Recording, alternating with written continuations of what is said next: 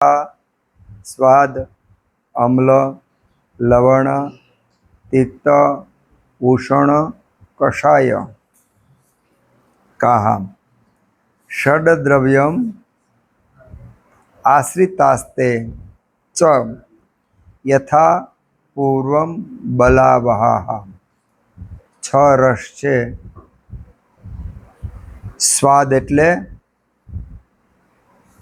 छ रस एमां स्वाद एटले गळ्यो, अम्ल एटले खाटो, लवण एटले खारो, तिक्त एटले कड़वो, उषण एटले तीखो अने कषाय एटले तूरो।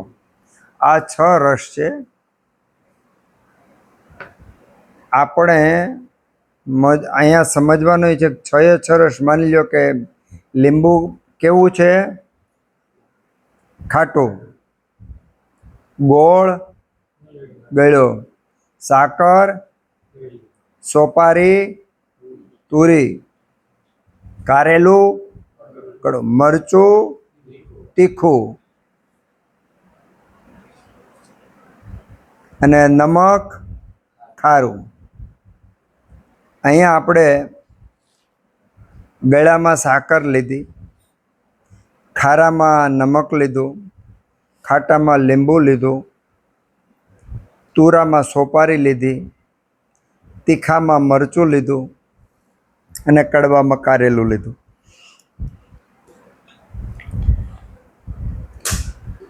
षड्द्रव्यम षड आ छ रस है। क्या? रसाहा स्वाद अम्ल लवण षड आ षड आ छ रस है। आ छ रस है। हवे षड द्रव्यम आश्रितास्ते। आ छ रस है ये द्रव्यना आश्रय रहेला छे। रस स्वतंत्र नथी, द्रव्यना आश्रय रहेला छे। अत्यारे आपणे आ मकानने आश्रय रहेला छे एम आ षड छे। रसा स्वाद अम्ल लवण तिक्त उषण कषाय का षड आ जे छ छे रस ई द्रव्यम आश्रितास्ते, द्रव्यना आश्रय रहेला छे। यथा पूर्वम पूर्व पूर्व बलावहा आगळ आगळना बळ आपनारा छे। तो द्रव्य ने आश्रय रस रहेला छे। कोई पण द्रव्य रस वगरनु न होय। शा माटे न होय? कारण के रसनी उत्पत्ति पंचमहाभूतमांथी थई छे। ए आपणे आगळ आवशे के कया महाभूत भेगा थाय तो कयो रस बने। तो रसनी उत्पत्ति पंचमहाभूतमांथी थाय छे। सर्वद्रव्यम पंचभौतिकम अस्मिन्नते। बधा द्रव्यो पण पंचभौतिक छे। तो द्रव्यનું બંધારણ પંચમહાભૂતને કારણે થાય છે અને પંચમહાભૂતના કારણે જ રસ બને છે। એટલે કોઈ પણ દ્રવ્ય જગતમાં રસ વગરનું નથી। કોઈ પણ દ્રવ્ય રસ વગરનું નથી। आने पाछा छ ज रस है। प्रश्न ये थवो जोईए छ ज रस केम? 2 रस थवा जोईए, 10 रस थवा जोईए, 200 रस थवा जोईए, एवुं थवुं जोईए ने। तो 6 रस शा माटे? अने ऋषि मुनिओए आनी चर्चा करवा माटे आखी आखी रात्रिना उजागरा कर्या हता के भाई एक 6 ने 8 रस, बीजो के 10 रस, त्रीजो के 2 रस। अने पछी आत्रे समजावे के तूय हाचवो, तूय हाचो, तूय हाजो। पण आ बधुं आ छ रसनी अंदर आवी जाय छे। तमे जेटला वधारे विभाग पाडो बधा विभागो अंते तो आनी अंदर आवी जाय छे। षड्द्रव्यम आश्रितास्ते। तो रस छे ए द्रव्यने आश्रय रहेलो छे। शुं कामे द्रव्यने आश्रय रहेलो छे? कारण के द्रव्य पंचमहाभूतनो बनेलो छे। द्रव्य पंचमहाभूतनो बनेलो छे અને પંચમહાભૂતના સંયોગથી રસ ઉત્પન્ન થાય છે। એટલે આમ એવું કહી શકાય કે તાણા અને વાણા આપણે બેલ કાપડ હોય તો એમાં કેમ તાણાવાણા હોય, ગૂંથાઈ ગયેલા હોય. તો પંચમહાભૂતની અંદર જે દ્રવ્ય છે એ પંચમહાભૂતનું બનેલું હોવાથી એ દ્રવ્ય બન્યું, અને એના આશરે પાછો રસ બન્યો. એટલે દરેક દ્રવ્યમાં રસ તો છે છ માંથી કોઈ પણ રસ તો છે ને છે જ. હવે આપણે આગળ વાત થઈ હતી વાયુ, પિત્ત અને કફ,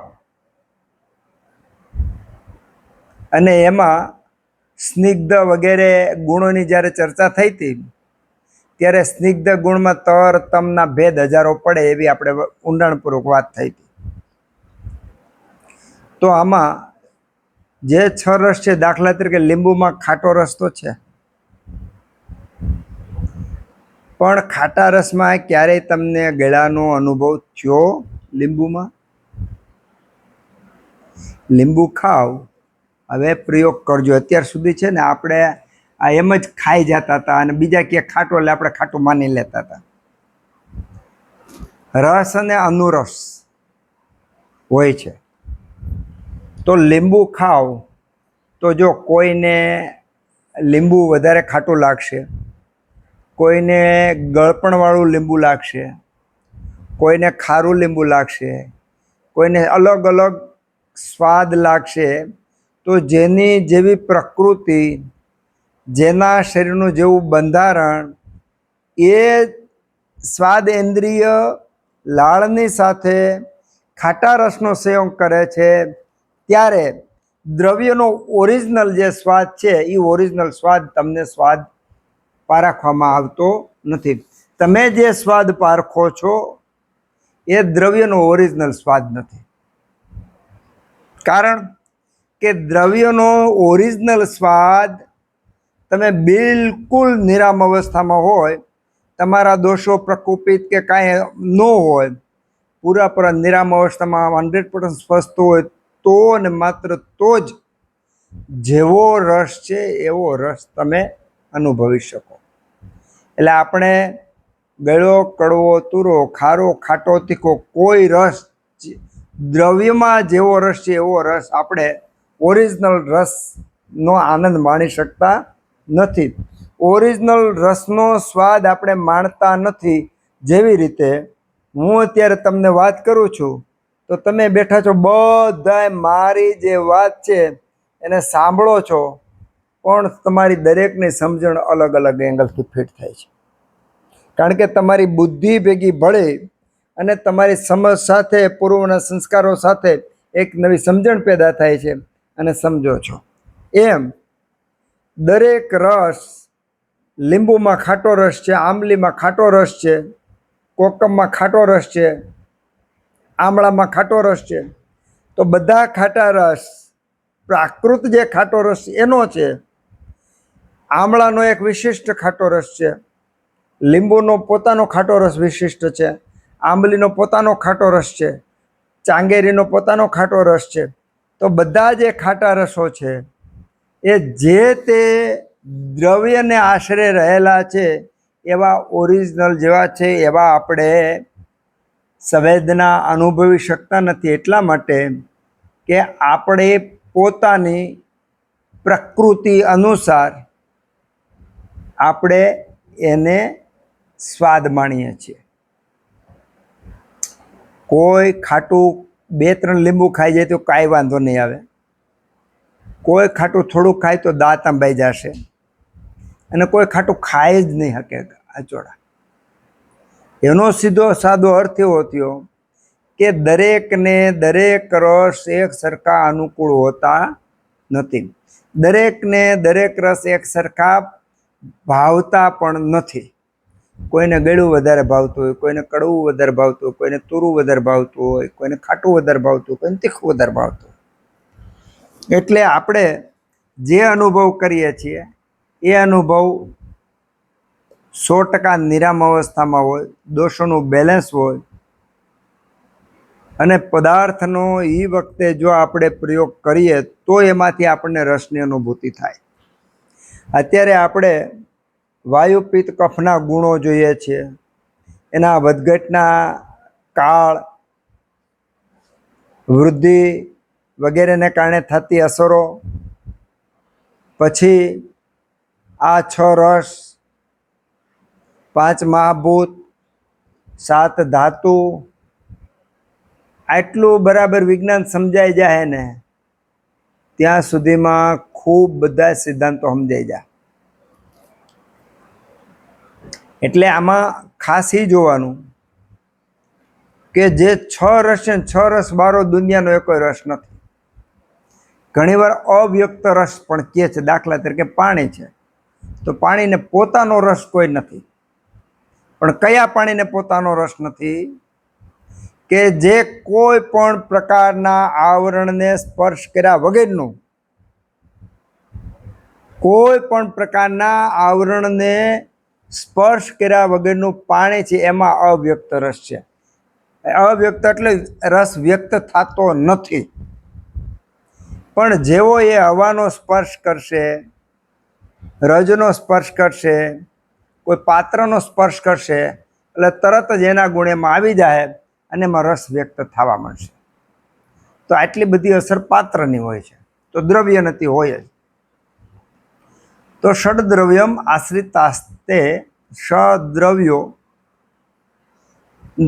દ્રવ્યો જે 6 રસ છે દ્રવ્યના આશ્રય રહેલા છે, અને દ્રવ્યના આશ્રય રહેલા જે રસો છે યથા પૂર્વમ બલાવાહા, તુરા કરતા તીખો, તીખા કરતા કડવો, કડવા કરતા ખારો, ખારા કરતા ખાટો, અને ખાટા કરતા ગળ્યો, એ બલાવાહા બળવાન છે. બળવાન એટલે ફરીવાર પાછું થોડું રિપીટ કરી દઈએ. બળવાન છે એટલે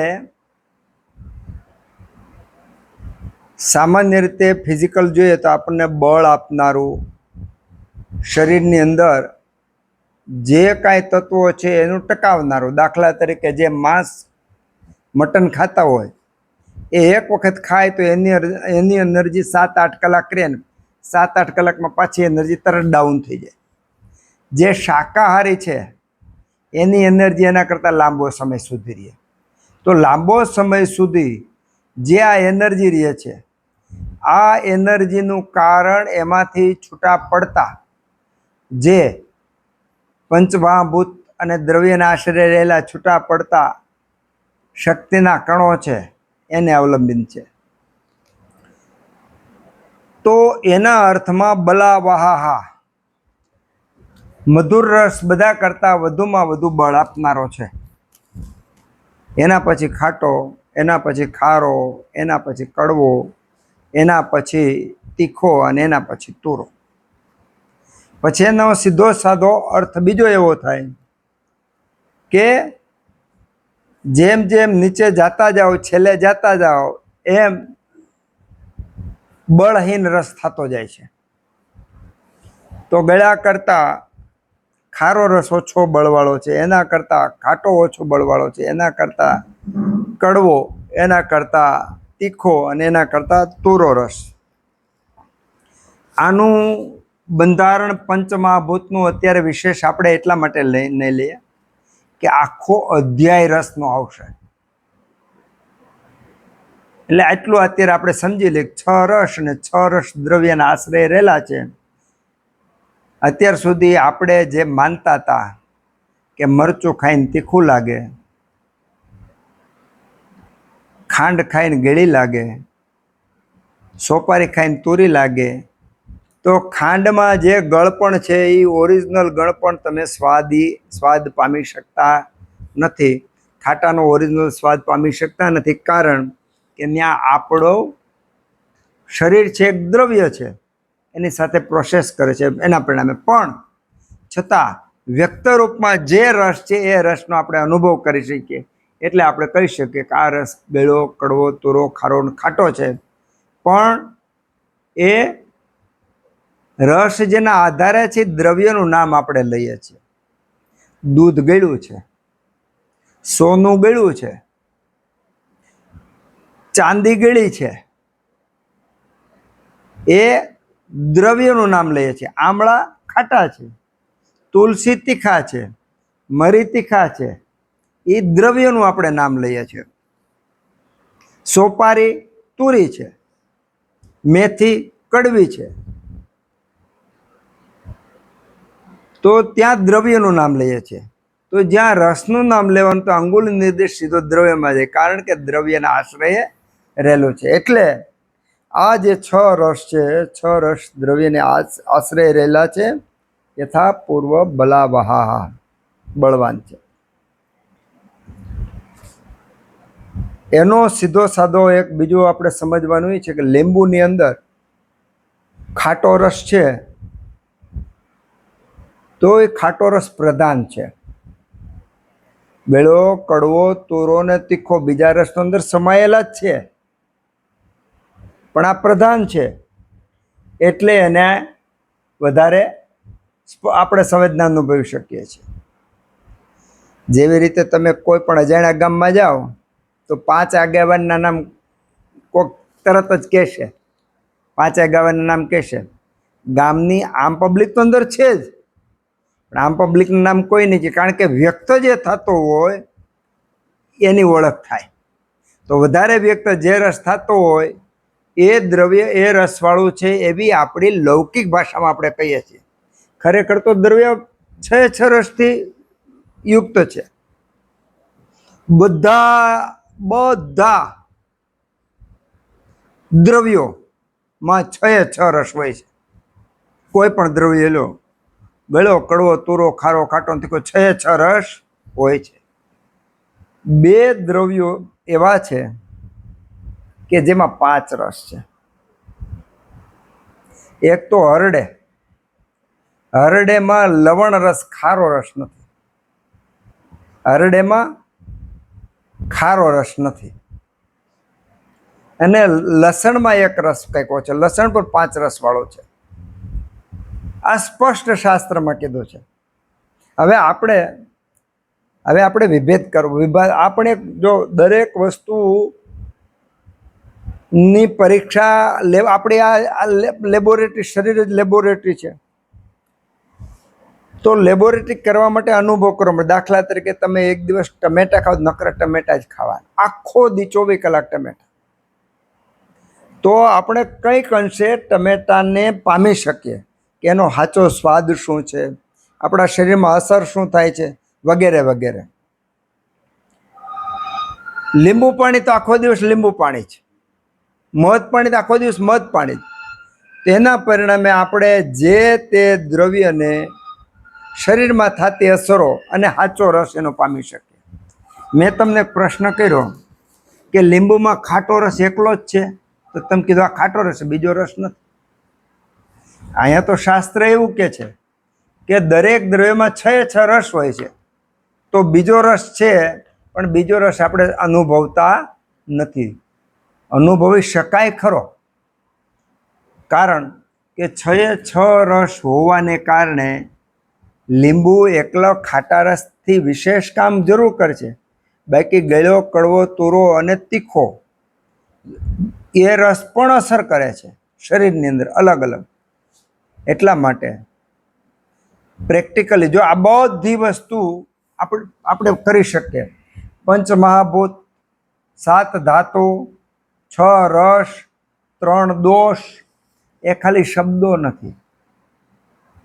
એ શબ્દોને આપણે અનુભવી શકીએ.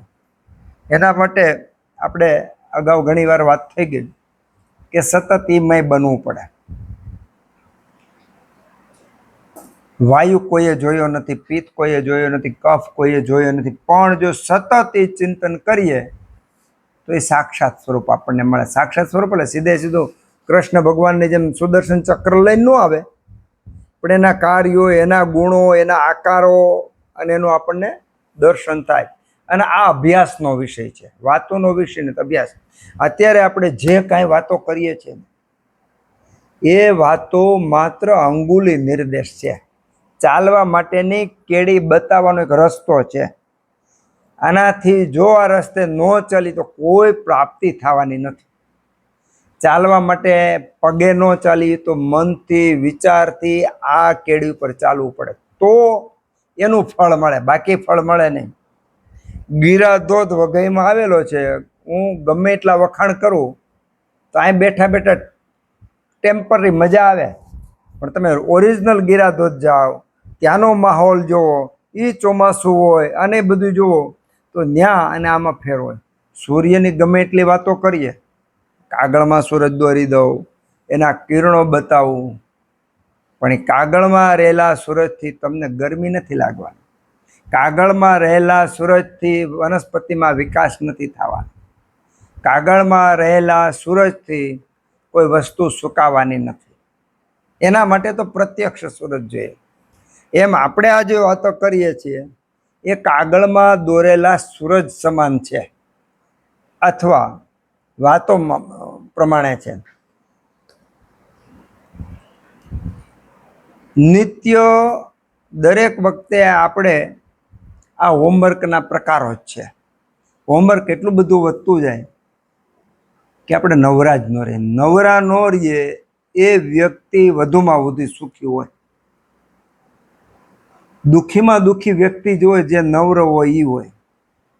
નવરો એ જ વ્યક્તિ હોય જેને કામ કરવું ન હોય એ જ નવરો હોય, અને જેને કામ કરવું છે એ વ્યક્તિ કોઈ નવરો જ ન હોય.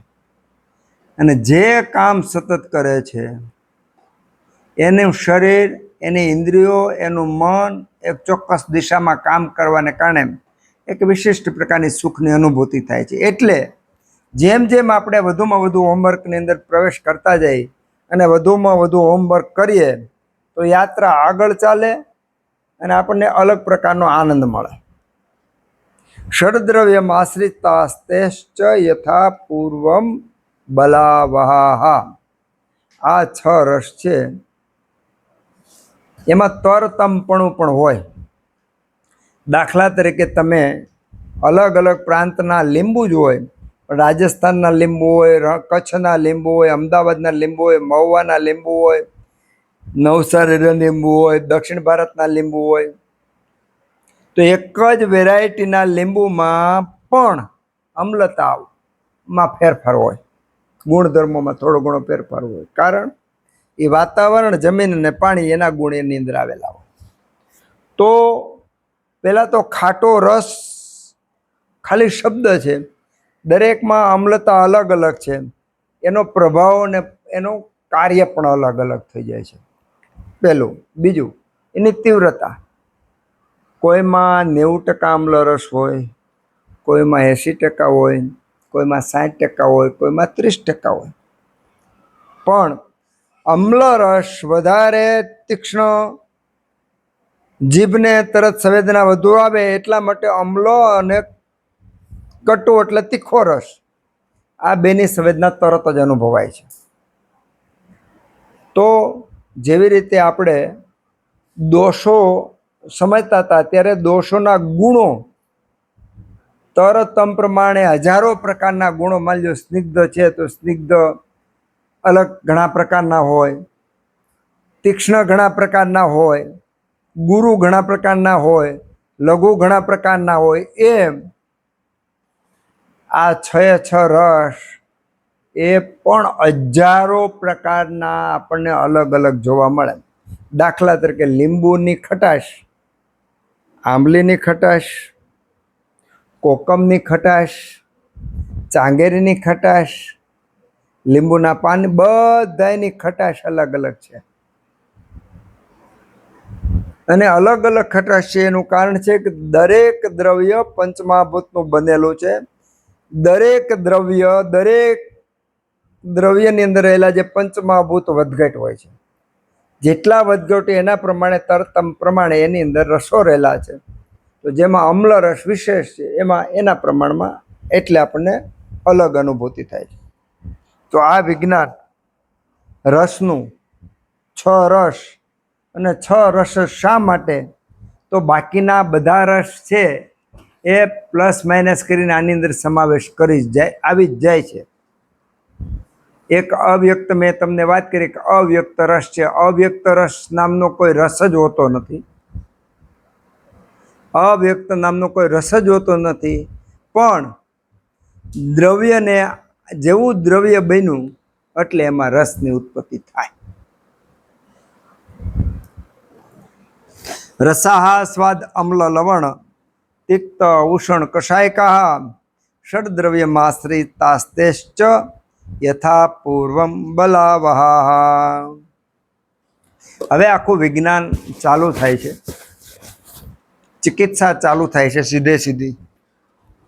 ખરેખર તો અષ્ટાંગને પ્રણામ કરવા પડે આપણને કે જે બાલ મંદિરમાં જે છોકરો ભણવા બેઠો એને તત્વજ્ઞાન શીખવાડવા માંડે, એન્જિનિયરના પાઠ શીખવાડવા માંડે, એવું અષ્ટાંગ કરે અહીંયા આપણી હારે કર્યું છે. આપણે હજી પાપા પગલી ભરીએ છીએ આયુર્વેદની અંદર. આવડા મોટા આયુર્વેદમાં, આવડા મોટા અષ્ટાંગ હૃદયમાં, આવડા મોટા સૂત્રસ્થાનમાં આ એક અધ્યાયની અંદર આપણે હજી તો પગલું ગઈ.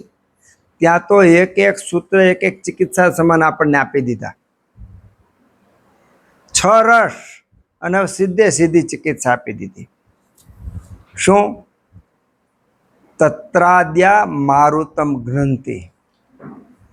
તત્રાદ્યા મારુતમ ગ્રંથિ પેલા જે 3 છે એ વાયુનો નાશ કરે છે.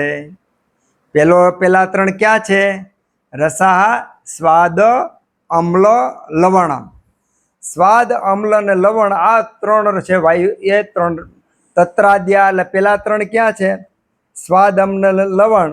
આ 3 છે એ મારુતમ ગ્રંથિ વાયુનો નાશ કરે છે. ત્રયસ્તિક્તાદય કફમ.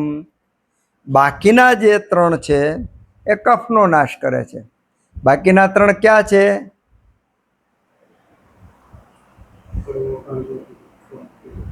કટુ, તિક્ત, ઉષણ અને કષાય. તિક્તોષણ કષાય કા તિક્ત, ઉષણ અને કષાય આ 3 રસ છે એ કોનો નાશ કરે? કફનો નાશ કરે. તત્રાદ્યા મારુતમ ગ્રંથિ પેલા 3 છે એ વાયુનો નાશ કરે છે. બીજા 3 છે એ કફનો નાશ કરે છે. કષાય તિક્ત મધુરાહ પિત્ત મન્યેતુ કુર્વતે. કષાય, તિક્ત અને મધુર. કષાય એટલે તુરો, તિક્ત એટલે કડવો, મધુર એટલે ગળ્યો. આ 3 રસ છે એ પિત્ત મન્યેતુ પિત્તના નાશ કરવા માટે ઉત્તમ ગણાય છે. કોઈ પણ શરીર 3 દોષની બહાર નથી. કોઈ પણ રોગ 3 દોષની બહાર નથી. કોઈ પણ રોગ થયો હોય તો કાં વાયુને કારણે હોય ને કાં પિત્ત વધારે હોય ને કાં કફ વધારે હોય. તો આ દોષની ચિકિત્સા સિદ્ધિ કહેવામાં આવી કે રસાહ સ્વાદ અમ્લ લવણ તિક્ત ઉષણ કષાયકા આ 6 રસ છે એમાં તત્રાદ્યા મારુતમ ગ્રંથિ પેલા જે 3 છે એ વાયુનો નાશ કરે છે. ત્રયસ તિક્તા દય કફમ બીજા જે 3 છે એ કફનો નાશ કરે છે. કષાય તિક્ત મધુરાહ પિત્ત મન્યેતુ કરતે. કષાય તિક્ત અને મધુર આ પિત્તનો નાશ કરે છે. આખી ચિકિત્સામાં આપી દીધી. લ્યો, આખી ચિકિત્સા આપી દીધી. એની થોડીક આપણે આછી ઝલક જોઈ લઈએ એટલે આપણને ખબર પડે. આ વાયુના ગુણો પેલા 3 છે વાયુનો નાશ કરે એવું કીધું ને. પેલા 3 રસ કયા કયા વાયુનો નાશ? કયા કયા રસ વાયુનો નાશ કરે? ગળ્યો, ખારો અને ખાટો. સ્વાદ અમ્લનો ગળ્યો, ખાટો અને ખારો આ 3 રસ વાયુનો નાશ કરે. વાયુ એટલે શું? વાતાદ ઋતે નાસ્તિ રુજા. ક્યાંય પણ દુખાવો હોય એ વાયુને કારણે હોય. ક્યાંય પણ દુખાવો હોય વાયુને કારણે હોય. તો જ્યાં જ્યાં દુખાવો થાય છે ત્યાં વાયુ છે અને વાયુ મટાડવા માટે આ 3 રસ વાપરવાના. સમજણ? આ 3 રસ વાપરવાના. હવે તમારા ઘરમાં દીપડો ઘેર્યો હોય તો અલગ સાધનનો ઉપયોગ કરવાનો હોય. સાપ ઘેર્યો હોય તો અલગ સાધનનો ઉપયોગ કરવાનો હોય. અને કીડી નકરી ઉભરાણી હોય તો અલગ સાધનનો ઉપયોગ કરવાનો. કીડી હોય ત્યાં લાકડી લઈને ન હોય કે બંદૂક લઈને ન હોય. તો જેવી રીતે ત્યાં વિવેક છે એમ ભલે વાયુ વૈધો ભલે વાયુ હોય પણ વાયુમાં ક્યારે ગળા રસનો ઉપયોગ કરવો, ક્યારે ખાટા રસનો ઉપયોગ કરવો, ક્યારે ખારા રસનો ઉપયોગ કરવો, આ વસ્તુ શીખવાની છે. તમે તમારી આજુબાજુમાં ઘણા બધા એવા દર્દી જોયા છે કે જેને ઘૂંટણનો અને કમરનો દુખાવો થાય છે અને ખાટું ખાય એટલે બહુ દુખે છે ને. હવે અહીંયા એવું કીધું કે વાયુ મટાડે અને ઓને દુખાવો વધે છે. તો ત્યાં એ સમજવાનું કે જ્યાં પિત્તના અનુબંધવાળા દર્દીઓ હોય, પિત્તના અનુબંધવાળા દર્દીઓ હોય એને અમ્લ રસના કારણે એને દુખાવો વધે. એનું શરીર જ એસિડિક હોય. તો ત્યાં કયો રસ વાપરવો પડે? ગળ્યો રસ વાપરવાનો રહે. ત્યાં કયો વાપરવાનો? ગળ્યો રસ વાપરવાનો છે. પછી વાયુ એક દુખાવો એટલે વાયુ પેટમાં ગુડગુડ થાય, વાયુને કારણે પેટમાં દુખે, વાયુને કારણે ઉપર છાતીમાં દબાણ આવે, વાયુને કારણે ગળામાં દબાણ આવે, વાયુને કારણે ઉપર માથામાં બધે આવે. તો વાયુ ઉપર પણ ચડે, નીચે પણ ચડે. મારે 2-3 દર્દી તેવા આવે છે કે તમે ગમે ત્યાં આડો ને તરત ઓડ કરખાય, ઓ એમ કરે. ગમે અહીંયા આડો તોય કરે, આંગળી પકડો તોય કરે, અહીંયા આડો તોય કરે. માં દીકરો બે, એક ઘરમાં 2 દર્દી. ગમે ત્યાં આડો એટલે તરત ઓડ કરે, ગમે ત્યાં આડો એટલે તરત ઓડ કરખાય. તો સુરત પાછું કાલે એક દર્દી આવ્યું હતું, એને ગમે ત્યાં આડો એટલે તરત ઓડ કરખાય. તો આ ઓડકર ખાઈ ઉદ્ગાર છે એ શું છે? વાયુની પ્રવૃત્તિ છે. એવું શા માટે થાય છે? ગમે ત્યાં આડો તરતો અહીં વાયુ ઉત્પન્ન થઈ જાય. એવું શા માટે થાય છે? દર્દીને મારે પન્નામાંનો એક દર્દી છે, તો નિદાનમાં તો વિદગ્ધા જીર્ણ આવ્યું છે, અપાન દૃષ્ટિને વિદગ્ધા જીર્ણ આવ્યું છે, બરાબર. એટલે ગરમી ના અંતર ખૂબ છે પણ ઓડકારે બહુ આવે રાખે. એક દર્દી પનામાનું દવા લઈ ગયું હતું ને એને ઓડકાર હારો થઈ ગયો એટલે એને સૂચન કર્યું તો આ આપણા ભારતમાંથી આ નાકરણ સાહેબ પાસે તો દવા મગાવી લે, તારા ઓડકાર મટી જાય. ને એના રિલેટિવ દવા લઈ ગયા અને દરરોજ દવા ગણે કે ભાઈ આજે 12મો દિવસ છે સાહેબ, આજે 13મો દિવસ છે સાહેબ, આજે 14મો દિવસ છે. તો ભાઈ એસિડિટીમાં નહીં તો બધી રાત થઈ ગઈ સાહેબ, મારો ઓડકાર બંધ નથી થતો, બરાબર. તો જ્યાં આવા દર્દીઓ છે ત્યાં શું છે? One type of the psychology છે. એ જ્યારે ઓડકાર નીકળે ને, વાયુ નીકળે ને, ત્યારે વાયુ નીકળે ત્યારે જેટલો નીકળે એટલો જ પાછો અંદર ખેંચી લેતા હોય, એટલે અંદર ભર્યો હોય. એટલે સાયકોસોમેટિક ઇફેક્ટ થઈ ગયું આવા દર્દીઓને. એટલે આવા દર્દીને ખરેખર અંદર કઈ એટલો બધો ગેસ નથી ભર્યો કે 50 કિલોનો બાટલો અંદર ભર્યો નથી, નકરો નીકળે જ રાખે. પણ બહાર નીકળે ફરી વાર પાછો અંદર ભરી લે, બહાર નીકળે ફરી વાર પાછો અંદર ભરી લે. તો વાયુના ખૂબ બધા પ્રકારો છે.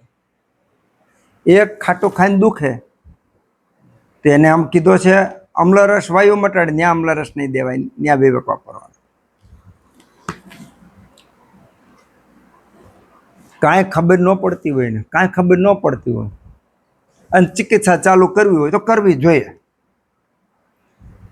તો તમને આયુર્વેદનું પારખું થાય, બાકી થાય નહીં. વાતો સાંભળાથી જ થવાનું જ નથી. આવતીકાલથી જ જો અત્યારે ચિકિત્સા ચાલુ, તમે આજે અડધી કલાકની અંદર જ પૂર્ણ વૈદ બની જવાનો છે. અડધી કલાકમાં પૂર્ણ વૈદ બની જવાનો છે, બરાબર. 5 વર્ષ 7 વર્ષ ડૉક્ટર હોય એ ભણે કોલેજમાં, યુનિવર્સિટીમાં ભણે, પછી કોન્વોકેશન તેને ડિગ્રી આપવામાં આવે. ડિગ્રી આપવામાં આવે ત્યારે એ ડૉક્ટરને કાંઈ ખબર પડતી ન હોય. પછી જે ટેબલ ઉપર બેસે, દર્દી આવે અને જેમ જોતા જેમ સમય જાય એમ એને અનુભવ થતો જાય ને એને વિશ્વાસ આવતો જાય, પછી એનું જ્ઞાન છે એમાં જ ચળકાટ આવતો જાય. એમ આજે જે આપણે શબ્દો છે, આજે અડધી કલાકની અંદર તમને પૂર્ણ ચિકિત્સાનું જ્ઞાન મળી જવાનું છે. અને પ્રયોગ આવતીકાલથી જ સારવાર ચાલુ કરી દેવાનું. તો જો તમે તમારી અથવા આજુબાજુનાની ચિકિત્સા ચાલુ કરી દેશો તો જ તમને આ વાત સમજાશે, બાકી વાત નહીં સમજાય. દર વખતે ખાસ તો એ ધ્યાન રાખવાનું. અહીંથી તમે ઘેરે જાઓ એટલે પાછું ચોપડો મૂકીને બીજે કામે લાગી જાઓ અને આને સંભાળો જ નહીં ને વળી પાછા આવો તે વાત સાંભળો તો આનો કોઈ ફાયદો નથી. ફાયદો એટલે નથી કે જ્યાં સુધી વિશ્વાસ નથી આવવાનો ત્યાં સુધી તમે કામ કરી શકવા નથી. તો અત્યારે જે આપણે ચિકિત્સા શીખી રહ્યા છીએ, માત્ર આમ તો 5 મિનિટનું જ કામ છે ચિકિત્સા શીખવાનું, કારણ કે અષ્ટાંગ કરે એટલું સરળ બતાવી દીધો છે, પણ એને સમજવા માટે આપણે 15-20 મિનિટ જોઈએ. એટલે હવે તમારી ઘર અને આજુબાજુમાં સમાજમાં જે દર્દીઓ છે એને વિભાગ પાડવાના. વાયુ, પિત્ત અને કફ. બરાબર, વાયુ, પિત્ત અને કફ એટલા વિભાગ પાડી નાખવાના. વાયુનો દર્દી છે એ કેમ ખબર પડે? તો સામાન્ય રીતે એક તો વાયુનો દર્દી આંધાના દુખાવા થતા હોય, કાં પેટમાં દુખતું હોય, કાં ગેસ ઉપર ચડતો હોય, કાં વધારે વિચારવાયુ હોય, કાં હુકલકડી વધારે હોય, ચંચળ વધારે હોય, ઊંઘ ઓછી આવતી હોય. આવા લક્ષણો હોય એટલે તમારે વાયુ સમજી લેવાનું. પછી ભલે કફ હોય પછીનો પ્રશ્ન. તમે એકવાર ધારી લીધું કે આ વાયુ છે અને સારવાર કરશો, જો પરિણામ મળશે તો તમને વિશ્વાસ આવશે, અને જો પરિણામ નહીં આવે તો બીજા પ્રયોગો તમે કરશો. બરાબર, નુકસાન તો જવા નથી એમાં. તો ઘરે જઈને તમારે 3 વિભાગ કરી નાખવાના. વાયુના આવા, પિત્તમાં કેવા હોય? બળતરાવાળા હોય. કાં શરીરમાં બળતરા થતી હોય, કાં મનમાં બળતરા થતી હોય. રક્તવન એટલે કે રક્ત પ્રદાન એની તાસીર હોય,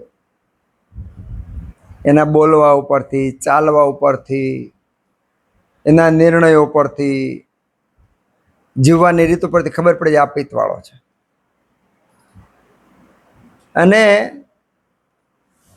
ત્રીજો છે કફવાળો છે.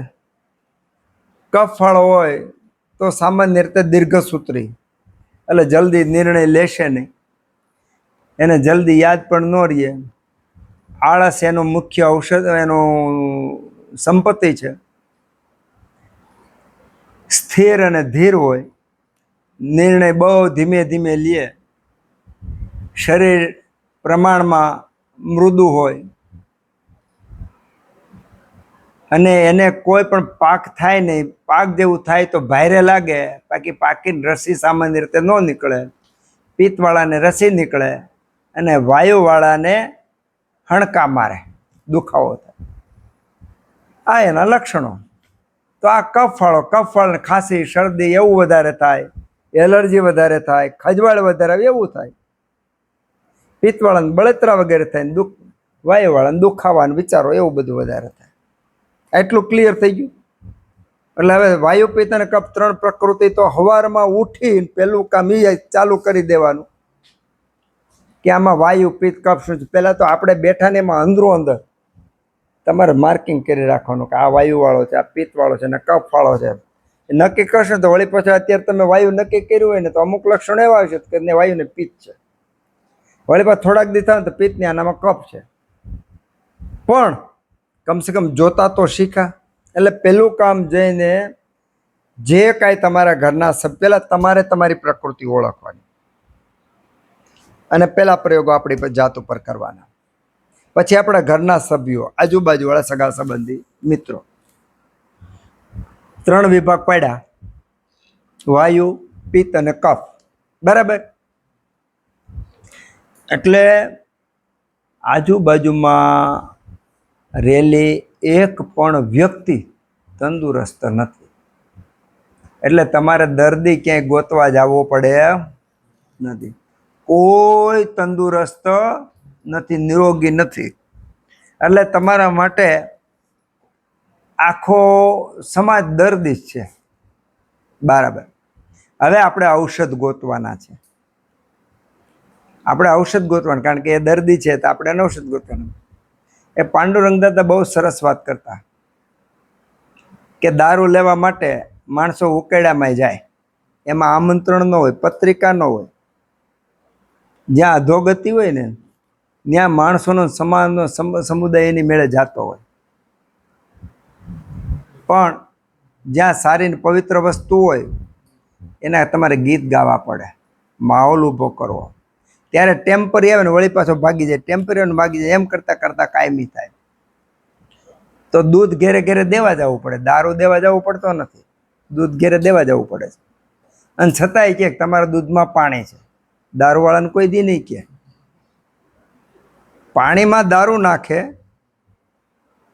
તો એને એમ નહીં કે તમારા દારૂમાં પાણી જેવું નહીં કે, આમાં કહેશે.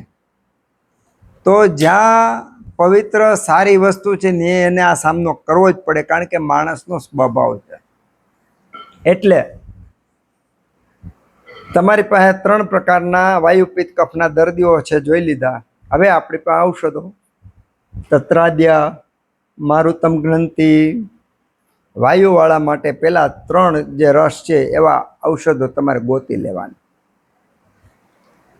તો ગળા રસ તમારી આજુબાજુમાં ઔષધ અને આહાર. ગળા રસમાં પહેલાં તો આપણા ઘરમાં ખાંડ હોય, સાકર હોય, ઘી, દૂધ, ગોળ, બરાબર, એટલું ગળ્યું છે. આ રાખ્યું. પછી ઔષધની અંદર શતાવરી,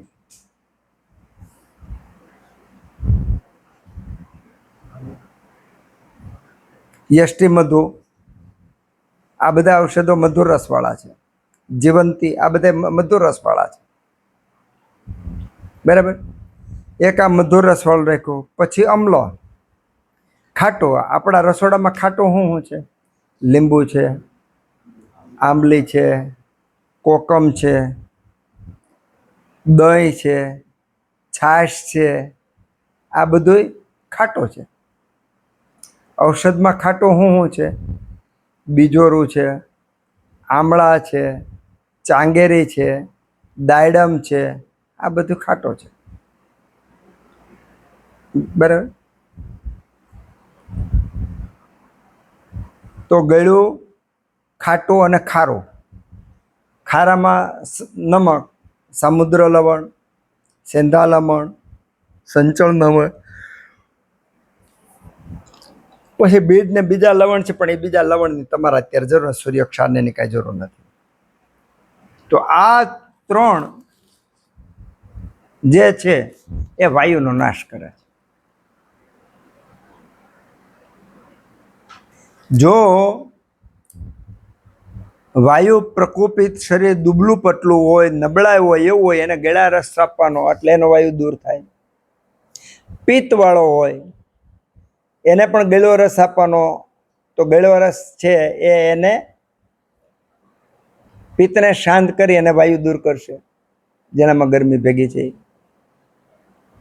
જેનો વાયુ ઉપર ચડે છે, ઓડકાર વધારે આવે છે, પાચન બરાબર થતું નથી, એવી વ્યક્તિને પેટના, છાતીના જે ગેસ ઉત્પન્ન થાય છે, એવી વ્યક્તિને લવણ આપવાનું, સેંધા લવણ આપવાનું, સંચળ આપવાનું, એવું બધું આપવાનું.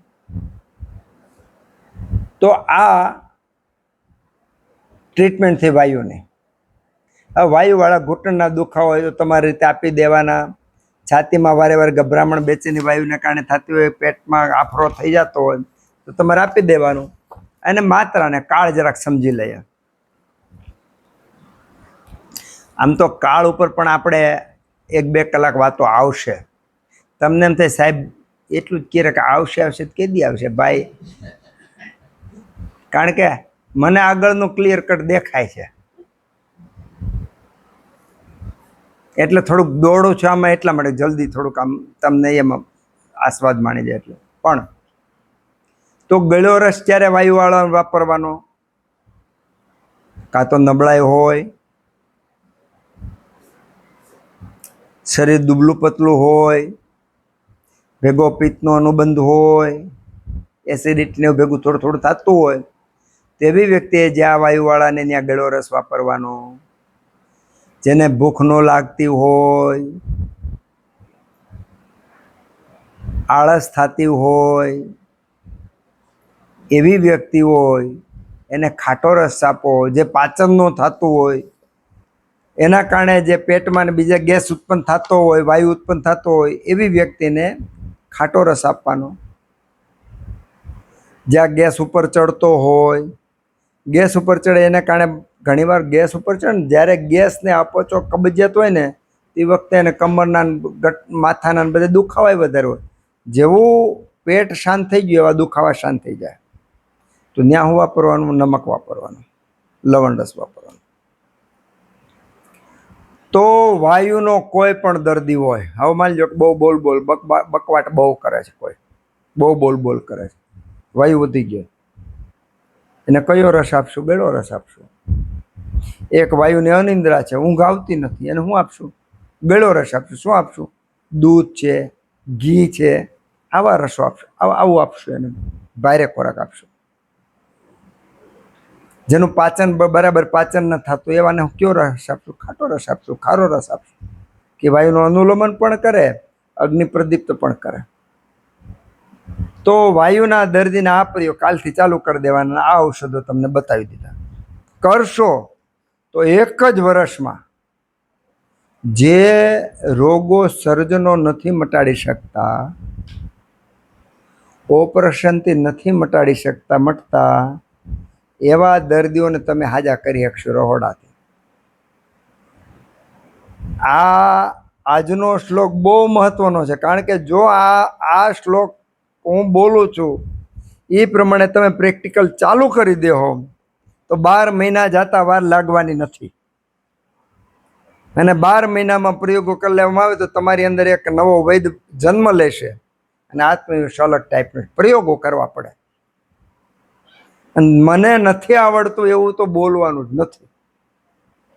મને નથી આવડતું, કારણ કે ધન્વંતરી આટલી કૃપા કરીને તમે નિયમિત આવો, આનાથી વિશેષ બીજી કઈ પાત્રતા હોય? એટલે આવડે જ છે, નથી આવડતું બોલવાનું નથી. પહેલી વસ્તુ, આપણે અહિત કરવાનું નથી. જો કોઈ ખાલી 1 ચમચી મીઠાથી હારો થઈ જતો હોય, 1 ચમચી સૂંઠથી હારો થઈ જતો હોય, 1 કિલો આમળાથી કોઈ હારો થઈ જતો હોય, 2 કિલો ઘીથી કોઈ હારો થઈ જતો હોય, તો આનાથી મોટું રૂડું બીજી વાત કઈ કહેવાય? એટલે વાયુવાળાની સારવાર આમ કરવાની. કરી શકાય. અત્યારે આપણો પણ સામે આવશે ને ત્યારે પાછું થશે. અને વાયુ હશે, પિત્ત હશે, કફ હશે, વાયુ હશે, તો ત્યાં એક નિર્ણાયક બુદ્ધિ લઈ લેવાની. તમારે શું કરવાનું? આ ગુણો દોરી લેવાના. હું બોલ્યો એ લખી લેવાનું. કયા કયા લક્ષણો છે એટલું, હાલો તો સીધું ફિક્સ વાયુ. પછી ભલે ને પિત્ત હોય, તમે વાયુ નક્કી કરેલું, તમારા માટે વાયુ જ. વાયુની સારવાર કરો. વાયુની સારવાર કરશો કમસે કમ, ભલે વાયુ તો એટલો તો સારો થાય. પછી આવ્યું કફ. ત્રય તિક્તા દય કફમ. બાકીના જે 3 છે એ કફનો નાશ કરે છે. બાકીના 3 કયા છે? તિક્ત, ઉષણ અને કષાય. તિક્તોષણ કષાય, આ 3 રસ છે એ કફનો નાશ કરે છે. હવે કફના દર્દીઓ તો તમારી આજુબાજુમાં ઢગલા પીડ્યા છે. આળસુ વ્યક્તિ બધા કફવાળા, બધા આમવાળા. આળસુ વ્યક્તિ બધા. ખાંસી હોય, શરદી હોય, ચરબી હોય, શ્વાસ હોય, એલર્જી હોય, આ બધા દર્દી શ્વાસવાળા, ઓલા કફવાળા. અને એનાથી વિશેષ તમારે જોવું હોય તો એને મોઢું ખોલો, મોઢામાં લાળું થતી હોય, પાણી ભેરું એવું થતું, સમજો ને આ કફવાળો. તો આવા દર્દીને આપણે શું કરવાનું છે? ત્રયસ્તિક્તા દય કફમ. બાકીના 3 રસ આપવાના છે. કયા કયા છે? તિક્તો ષણકષાયકાહ.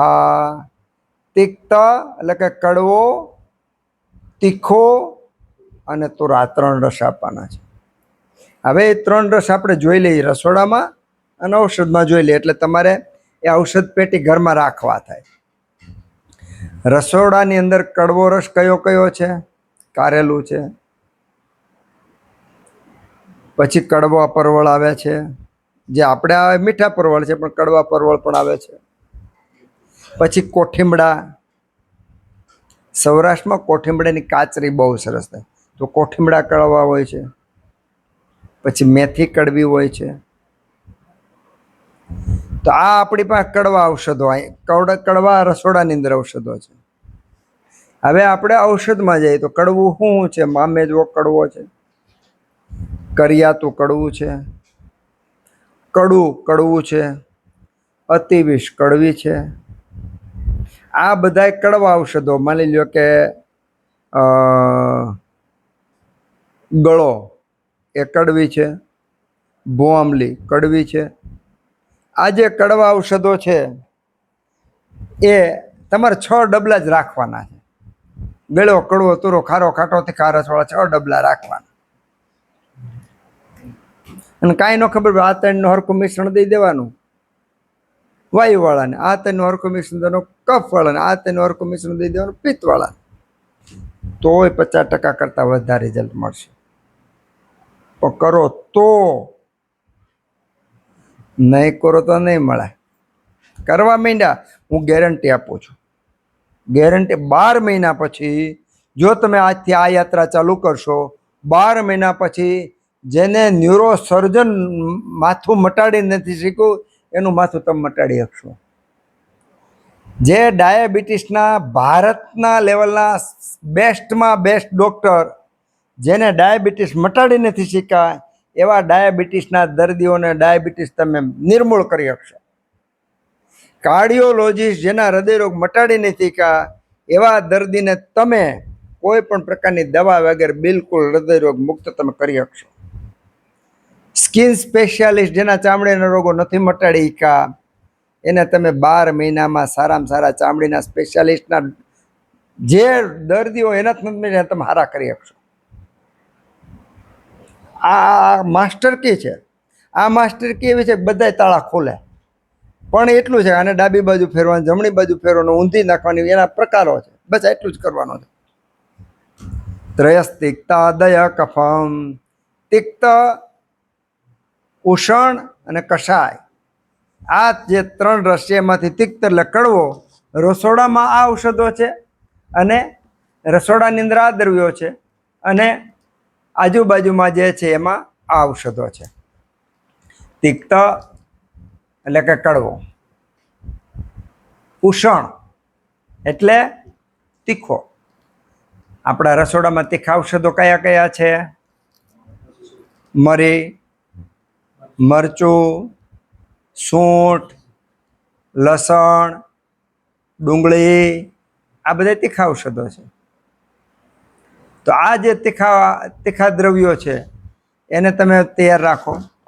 અને સામે તીખા ઔષધો કયા કયા છે કે જેમાં તીખો રસ હોય? તો આપણે સૂંઠ, એમાં આવી રીતે સૂંઠ એ તીખી જ છે. આમાં સૂંઠ, મરી ને પીપર 3 તીખા છે, ત્રિકટુ. તો આ ઔષધો જે તીખા છે એને અલગ તમે રાખો. પછી કષાય એટલે તુરું. તુરા ઔષધો આપણા રસોડામાં કયા કયા છે? એક તો સોપારી બોલ્યા ઈ, પછી ધાણા, છાશ. જો ખાટી ન હોય તો એમાં તુરો રસ પ્રધાન હોય છે, છાશ. આ તુરી છે. હળદર તુરી તીખી બે છે. તો આ તુરા ઔષધ આપણા રસોડામાં. અને તુરા ઔષધ બહાર તુરું કયું કયું છે? હરડે તુરી, ફટકડી તુરી. આમળા ખાટા છે પણ તુરા. માની લો તમે આવળા, આ આમળા લ્યો, ગિરનારના આમળા લ્યો, તેમાં તુરો રસ વધારે હોય. તો આ બધા તુરા ઔષધો છે. તો 6 રસ તમારી પાસે આવી ગયા, અને 6 રહોડાના ઔષધો આવી ગયા. હવે દુનિયાનો કોઈ પણ દર્દી હોય એટલાથી આપણે સારો કરી શકીએ. શરૂઆતમાં ન આવડે. આપણે નાના હતા ને ત્યારે આપણા મમ્મી પપ્પા આપણને રમકડા લાવી દે. એ રમકડા ગોઠવવાના હોય. એ ગોઠવતા આપણને આવડે નહીં, પણ જેમ જેમ પ્રેક્ટિસ કરતા જાય નાનપણમાં પણ એ રમકડા સારી રીતે આપણે ગોઠવી શકીએ. એમ અત્યારે મેં તમને કીધું તમારા રમકડા જેવું થશે, પણ એકવાર ચાલુ કરી દેજો. ચાલુ કરી દો એટલે 12 મહિના પછી હું તમને જ યાદ કરશે કે, અને આશ્ચર્ય થશે પાછું કે આપણામાં આટલી કાંઈ ક્ષમતા નથી, આપણામાં કંઈક નોલેજ નથી, આટલી જિજ્ઞાસાને છતાં સારું થાય છે. જો આપણે ધ્યાન રાખીએ, આપણી જિજ્ઞાસા વધે તો કેટલું સારું થાય, અને પછી એક નવી ગતિ મળશે.